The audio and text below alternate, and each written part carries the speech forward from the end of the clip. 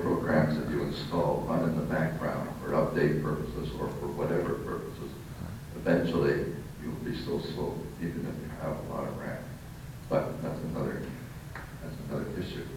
So they run a tab in each separate process. So what that means is that if you get into trouble on a website and you have tabs up with other websites running on them, the tab that you have the trouble in will die. The other ones won't die. Now the bad news is that Chrome will use more RAM than even Firefox, and I found it to sometimes be significantly more. But you know, it's nothing I would install on an XP computer with half a gig of RAM or something like that. But if you have a couple of gig of RAM on an XP, like this computer over here is, it runs fine.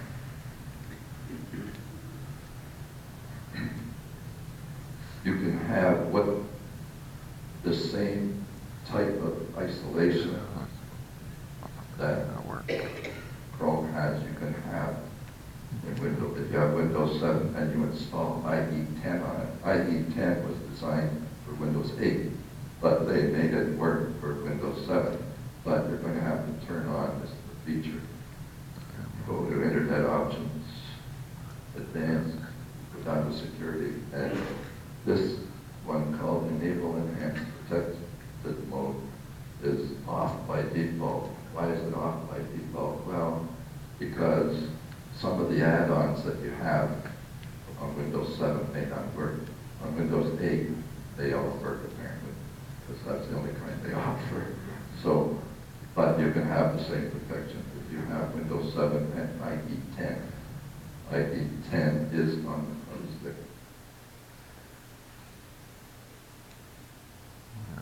One of the features they've got, as all the other browsers have, is do not track. However, all this is a request to the website that please don't track me, but it doesn't mean we're going to not track you. They'll do what they want to do. So what the problems with having do not track is that some websites may show you ads that aren't based on other websites you've visited. Yeah. You know, personally, I couldn't care less because I use ad block, and I'll show you that extension, so I don't see the ads, so I couldn't care less which ones they're trying to show me. Oh, please do. So what they're saying is that even though you say do not track, websites may still gather your information.